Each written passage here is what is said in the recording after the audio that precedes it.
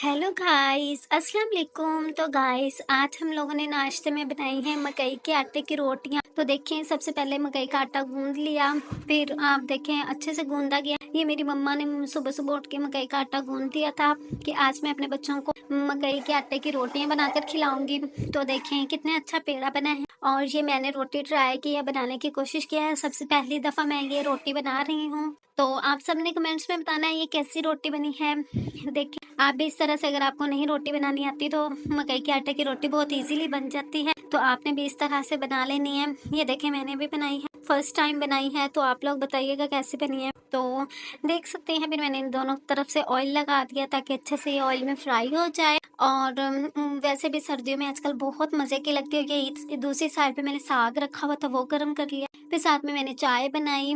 चाय देखिए कितनी अच्छी है। फिर मैंने कप्स में डाल दी चाय, और ये मेरा नाश्ता हो गया। फिर मैं छत पर आ गई। छत पर थोड़ी सी धूप निकली हुई थी, तो मुझे बहुत अच्छा फील हुआ। फिर उसके बाद मैं नीचे आई तो मुझे फिर भूख लग गई। तो मैंने अपने लिए सैलड रेडी किया। तो इसमें मैंने जो भी मेरे पास चीजें थी घर में अवेलेबल थी, वो मैं सारा कुछ डाल के इसके अंदर चाट बना ली। अपने लिए थोड़ा सा वो सैलड सा बना ली, जो कि बहुत ही अच्छा होता है स्किन के लिए भी, आपके हेयर के लिए भी बहुत अच्छा है। इसके अंदर मैंने थोड़ा सा नमक, काला नमक और चाट मसाला डाल के वो मैंने खाया, और बहुत ही यमी बना था। आप भी बनाएंगे। फिर रात में हुई तो रात को मैंने कहा कि हम लोग आज फिश बनाते हैं। तो मैंने फिश को अच्छे से वॉश कर लिया। सारी फिश को अच्छे से वॉश करने के बाद फिर मैंने इसको, देखिए इसको पहले मसाला लगा होता है ना, वो अजवाइन वाला और नमक लगा होता है, तो वो सारा कुछ ताकि अच्छे से निकल जाए और फिश की स्मेल खत्म हो जाए। तो इसलिए मैंने सारी फिश को अच्छे से वॉश कर लिया।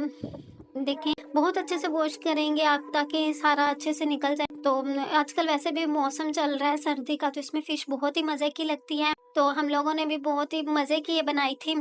तो आप देखें फिश वॉश हो गई। मैंने घी में प्याज फ्राई कर लिए। प्याज फ्राई होने के लिए डाल लिए। आप देखें प्याज फ्राई हो चुके हैं। अब इसके अंदर अदरक लहसुन का पेस्ट डाल दिया और हरी मिर्चों का पेस्ट, ये सारा कुछ डाल के फिर इसके अंदर मैंने टमाटर डाले हैं। टमाटर डालने के देखिए कितना अच्छा हमारा वो एक ग्रेवी रेडी हो रही है। और ये वही पेस्ट है जो अदरक लहसुन का मैंने बनाया था। इसके अंदर मैंने हरी मिर्चें, हल्दी और अदरक और लहसुन डाल दिया और खुश्क धनिया डाल के उसको मैंने पेस्ट बना लिया था। और अब वही मैंने पेस्ट इसके अंदर ऐड किया हुआ। फिर उसके बाद मैंने नमक, सुरख मिर्च और ये गरम मसाला ऐड कर दिया। तो देखिए कितना मजे का वो अच्छा सा एक पे ग्रेवी रेडी हो चुकी है। थोड़ा सा इसके अंदर हम वाटर डाल के ग्रेवी रेडी कर लेंगे। फिर मैंने वही फिश इसके अंदर डाल दी। तो देखिए आप फिश को थोड़ा सा फ्राई करने के बाद थोड़ा सा पानी ऐड कर दिया ताकि शोरबा बन जाए। तो आप लोग कैसे बनाते हैं फिश? हमें तो ये शोरबे वाली बहुत अच्छी मजे की लगती है। ये सर्दियों में बहुत शोरबे वाला सालन वाली फिश बहुत ही मजे की लगती है। बहुत ही गाइस, बहुत ही ज्यादा मजे की बनी थी। इसके अंदर ये फिश वाला मसाला डाल दिया मैंने, तो इससे बहुत ही अच्छा टेस्ट आया था। बहुत